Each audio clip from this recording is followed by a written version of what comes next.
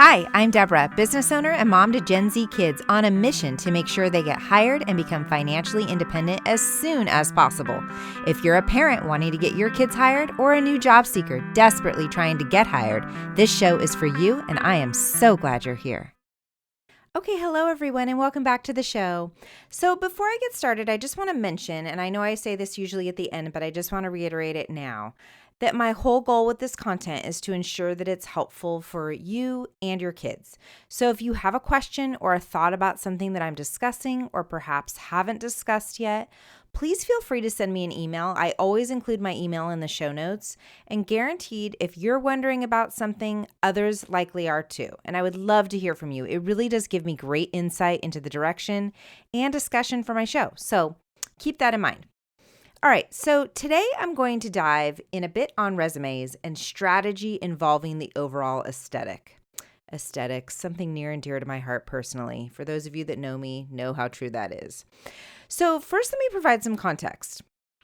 Unlike my time of post-college job applications, a vast majority of companies now use AI technology to scan all resumes submitted to a job posting. AI is here to stay, as I've mentioned numerous times previously, and I've also mentioned this technology before as well, but let me just elaborate a little bit more on it during this episode. So this technology is referred to as ATS, and ATS stands for Applicant Tracking System. So basically what it is it's a software used by employers and recruiters to streamline the hiring process, and what it does is it manages the influx of applications they receive for open positions. So the primary purpose of an ATS is to scan, sort, and rank applications based on specific keywords, skills, work experience, and other criteria relevant to the job. So essentially, ATS acts as like a digital filter, often making it like the first gatekeeper your resume must pass through before a human being is ever going to lay eyes on it. So if a resume is not optimized properly for ATS parsing, meaning it lacks relevant keywords or follows a non-ATS friendly format, it will likely be automatically rejected or ranked low, despite the qualifications of the candidate, which really stinks, to be honest. But I mean, I get the use of this because I guess if you post a job and you literally have hundreds of people applying to it, that's very difficult and time consuming for a human to go through to just weed out all the junk. So I get the purpose of it. Unfortunately, it can be known to weed out great candidates as well. So basically what the system does is it prioritizes clear formatting, concise language, keyword alignment with the job description, and all of these types of things. This is why creating an ATS-friendly resume featuring standard fonts like Times New Roman or Arial, no complex formatting like no tables or images or colors, and strategically incorporated job-specific terms is essential to getting through this gatekeeper automated screening process. So, ATS systems are widely used, with studies suggesting up to 98% of Fortune 500 companies relying on them. So it's critical that job seekers know how to tailor their resumes accordingly. But that's not what I'm discussing today, because notice it mentioned Fortune 500 companies. And I just have to tell you that many students are going to apply to small business. And small business doesn't necessarily mean mom and pop. Small business is just really not Fortune 500 companies. So the reason I bring that up is small business is not likely using ATS scanners for resume review, mostly because they don't want to invest the money in that sort of technology for their small business. So they're still doing it grassroots way, going through each resume. However, you should still be prepared for the ATS way. So that being said, whenever you are applying to a job online in any capacity, it's critical that you use an ATS-friendly resume. However, as I just mentioned, there are a couple nuances when it comes to circumventing the ATS system, and that's what I want to focus on today. So, in a nutshell, think of it this way. Whenever you are physically handing a hard copy of your resume to a human being, you can use a non-ATS version, meaning a more visual or aesthetic version. Now you might be wondering, well, Debra, why would I need two versions of my resume? And the short answer is you really don't need two versions. You really only need one. However, what this is an opportunity to leave a little bit of an impression, if you choose, and an edge, so to speak. And if it were me, I absolutely would. So, for example, if you're attending a job fair and stopping to chat with companies at different booths, introducing yourself, discussing opportunities available, and they ask you, hey, do you have a resume you can leave behind? This is a perfect opportunity to hand them a version that includes your professional photo and is a bit more visually appealing.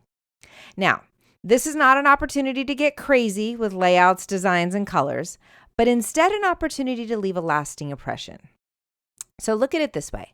If that company that you're discussing a job with and they ask you for a resume, let's say they are receiving resumes from, let's just say 20 to 25 other students that day at that job fair, and all the other students are giving them a black and white copy with text only.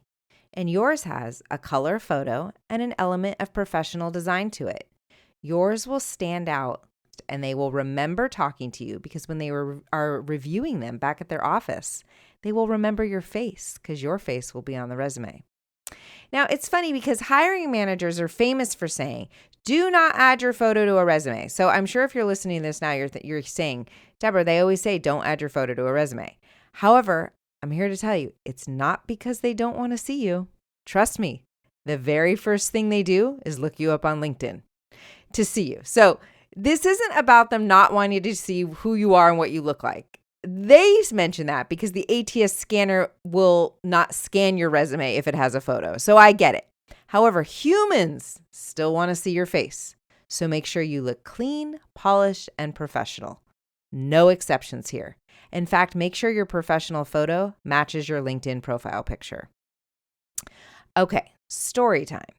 I had a student that had been applying to on-site internships at her university with the exact same resume template that the very same university taught her to use. And after several weeks of getting 0 interviews, I said, you know what? Let me just see your resume. And I converted her resume into something more visually appealing with her professional LinkedIn photo on it. And as soon as she submitted that version, she was called for an interview and ended up getting the internship. Now, I took a risk here, but we had nothing to lose because she wasn't getting internships anyway at this point. But I kind of suspected that the school wasn't going to be using ATS scanning because I just didn't see this particular situation where they were getting hundreds of applicants. Because as I've mentioned on previous podcasts before, there are so few students pursuing these things.